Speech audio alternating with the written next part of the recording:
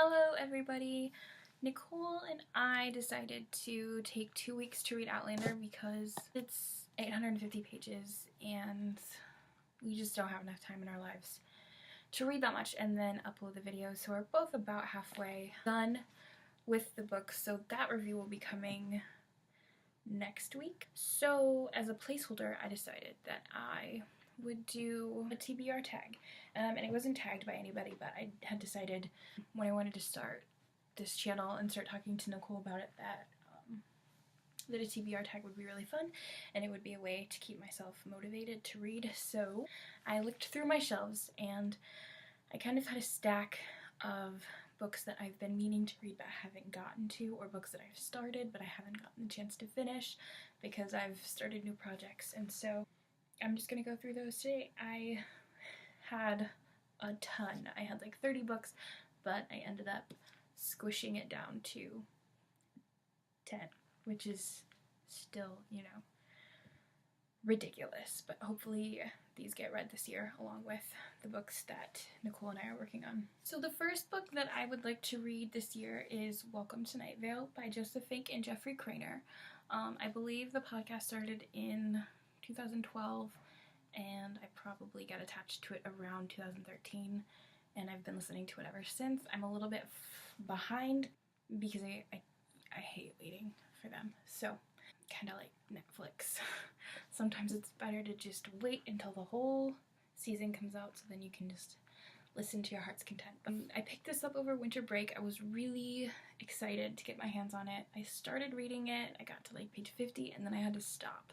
I think I stopped because I was reading I Am Number 4 with Nicole, and I just haven't had a time to stick it back into my reading schedule. Like I said, Outlander is a monster. It's huge, so I'm probably not going to fit it in, but eventually I would like to. It's great. It goes really well with the podcast. I remember, I believe, I hope I'm not making this up, but I think that they did a reading of like the first chapter and put it up as a podcast because I believe I listened to that, and that was probably the last thing that I listened to, and I was worried that the book wouldn't sound the same as the podcast, but it totally does. It's great. It's great, and all of our favorite characters are back, and it's just awesome. I love it so much.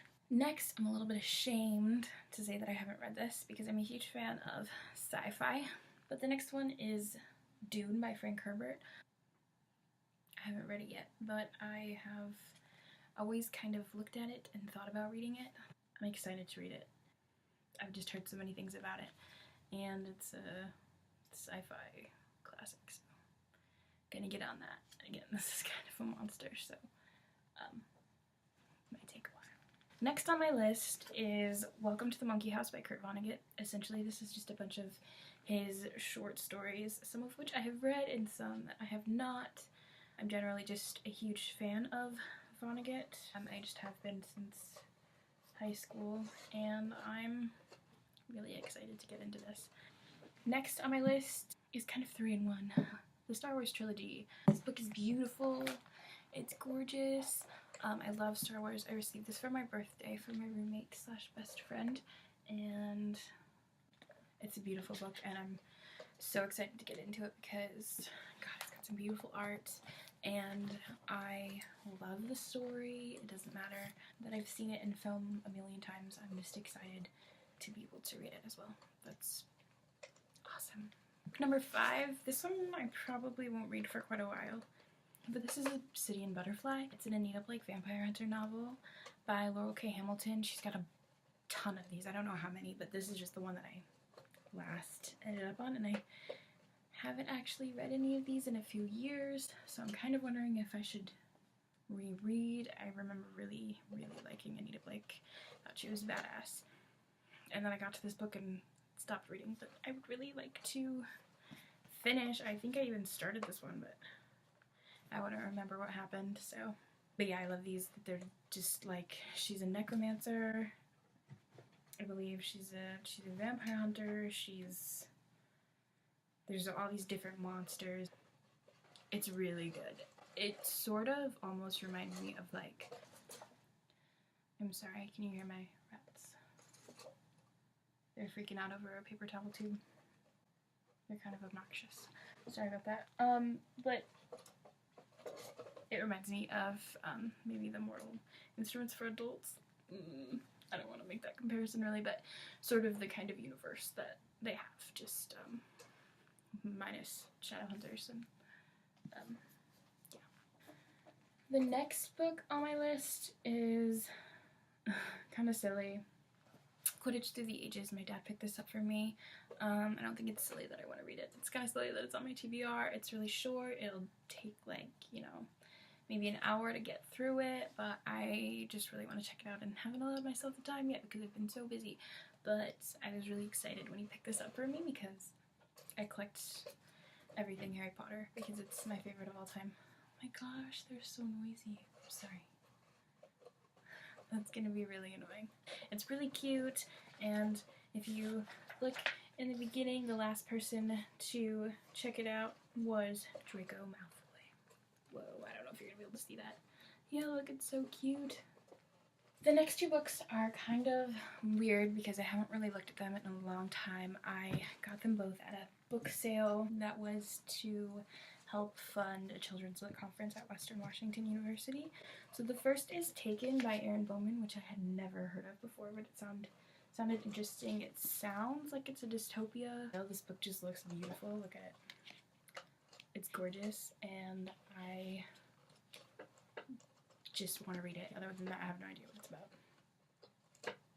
Once you're over the wall, there's no going back. That's what it says in the front, so that's, I don't know, it caught my interest. The second book from that sale that I would like to read is The Infects by Sean Baudouin, maybe? Probably, again, butchering that name. It sounds like zombies. And I was thinking about it, and I've read so many horror stories, but I don't know if I've read anything with zombies, so pretty stoked to check this one out. Also, the cover art is just really pretty. And this next one I'm a little bit embarrassed about that I haven't read it yet because it's been sitting on my shelf for ages and I've watched the first season. It is A Game of Thrones. It sounds like it would be good. I've started it a couple times, but I really I've struggled to get into it. I'm hoping to try again because it's right up my alley. It's right what I like to read, so I'm gonna give it another go. Last but not least, this is it's not necessarily a sequel to one of my favorite books, but kind of. It's called World Without End. It's by Ken Follett. The first one of his books that I read is Pillars of the Earth, and this book takes place in the future, and it has some of the same families in it, or, you know, future generations of the families that were in Pillars of the Earth, which circles around medieval times, this cathedral going up, and it's a beautiful story, and PBS, I believe, did a really great mini-series of it. I don't even know if you can call it a mini-series. It might have been a straight-up series. I don't remember.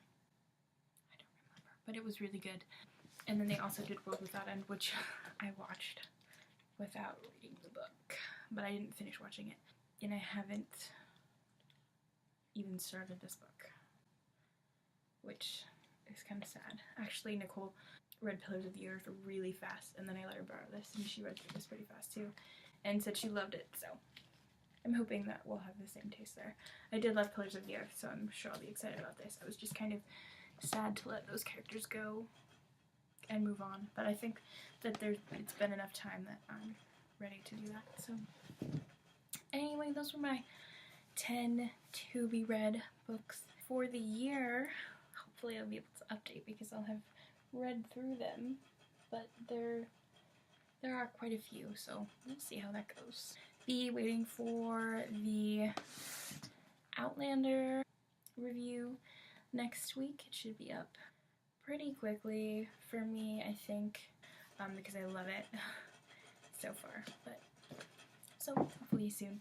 Anyways, as always, our links will be in the down bar, and if you have any suggestions, let me know. But thanks for watching, and I will see you soon.